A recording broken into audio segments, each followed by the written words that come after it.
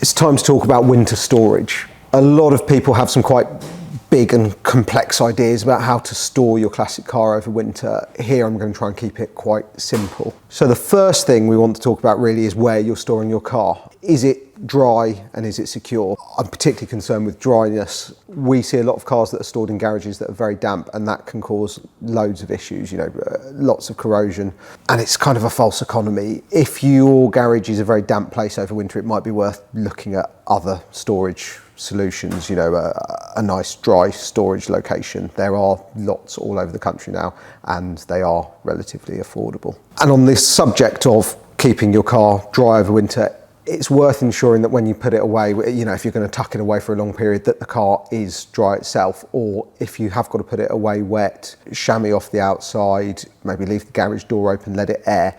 Airflow makes such a difference. And that brings us on to the subject of covers. I personally think that cars do best when they breathe. If you've got a garage with a draft through it, if you've got anything that's going to rub from a cover, it can cause paint damage as well. You don't want anything trapping moisture to the car. We like soft cloth covers in an environment like this that's nice and dry, but that may not be appropriate in a slightly damper garage where they might hold on to moisture and hold it to the car. You really have to make a judgment call depending on your particular use case as to what sort of car cover would best suit you, or it may be that you're actually best off leaving the car uncovered and living with the fact that it might get a bit dusty, but you're just going to have to wash it at the end of the storage period. So one of the biggest topics really for storage these days is fuel and the issues that increasing quantities of ethanol in our fuel create. Now, I'm confident that a lot of you out there will only be running your cars on E5 petrol rather than the E10, so the stuff with the lower ethanol content. And it says E5, but it may be even lower than 5% ethanol in there.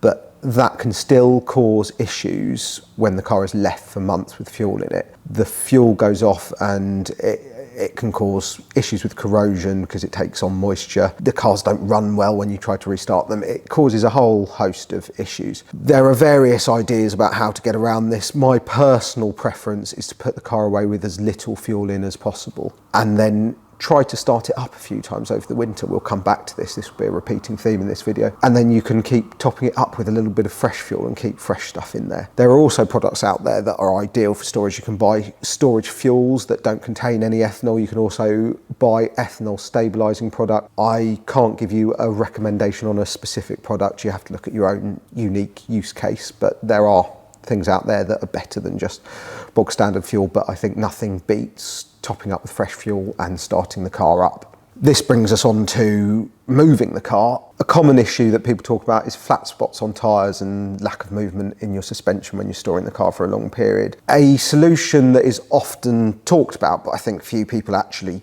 use, is to jack the car up, even have the wheels off so the suspension's not under load and the wheels aren't in a particular position creating a flat spot. I don't love this idea. It's a lot of work getting your car jacked up. I think it's kind of unnatural for a car to be sat in that position unless you then put the axle stands under the suspension so it's loaded up. And it just means if you want to use your car, it's a bit of a faff, and cars are built to be used. You should be able to jump in it and drive it. I find the best solution is to move the car. And this kind of goes hand in hand with what I was talking about with starting the car up and running some fresh fuel through it, which stops issues with carburetors. Make sure the car's moved. You don't have to take it for a drive. You don't have to take it out on salty roads if you're worried about it.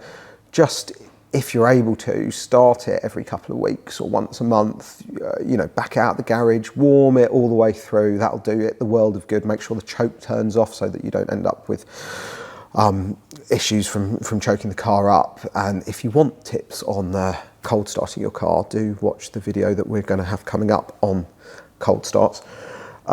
But yeah, by moving it out and then moving it back in, that moves the suspension and it makes sure that the tyres are sat in a slightly different position when you move it back in, and can alleviate all those issues that you might create. Another thing you do by moving the car out and back in is that you use your brakes a little bit, you use your clutch, and that gets all that hydraulic fluid moving and stops any issues with dried up leaky seals that can cause problems if you leave the car standing for 3, 4, 5 months at a go. Really the best thing you can do is move your car, and ideally If you can wait for a nice, dry, crisp day where there's no salt on the road, you know, take it out for a drive. Cars like to be driven. I think the one must-have bit of kit for a car that's in storage is a trickle charger. Connect that up to the battery. You don't have to have it on all the time if you're worried about leaving it unattended. I completely understand. Pop into the garage when you're there on a Saturday or a Sunday, put the battery on charge, let it charge up for the day and go and disconnect it again. That is absolutely fine. We've done a video on battery chargers and how to connect them and how to find your battery. So do have a look on our channels and find that if you need more tips on keeping the car charged. I even have a friend who stores a car somewhere where there isn't any electricity, and we rigged him up with a little solar panel on top of the storage container that he's keeping the car in, and ran wires in, and that keeps the car charged up. So there's solutions for everything, and it's worth keeping your battery in good condition. If you let it go completely flat, you're going to have to replace your battery probably, and you know, who wants to do that unnecessarily? Another important thing to keep an eye out for is rodents, moths and other pests. Rodents can do real damage to your wiring and all sorts, and moths getting in the carpet, it's not ideal. Keep the car clean, hoover it, keep an eye round inside for any signs of rodents.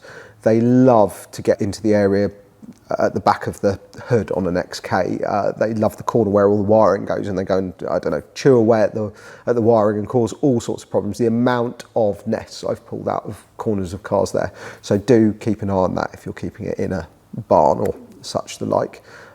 Worth nipping that in the bud. So those are kind of my tips for storing the car. And then I think what you need to give equal thought to is when you're getting the car out of storage at the end of the season. We'll do a video of that, which will hopefully come out in good time for spring. And I think a lot of the issues we'll talk about in that you can actually mitigate by doing what we've talked about here and starting the car up, moving it, even using it if you can. It can really reduce the hassle at the other end of the storage period. Another solution, you know, if your garage is damp, if you don't have time to keep it on charge, if you just don't want to have to worry about it, is to get in touch with us or another storage facility and have the car stored in a place like this.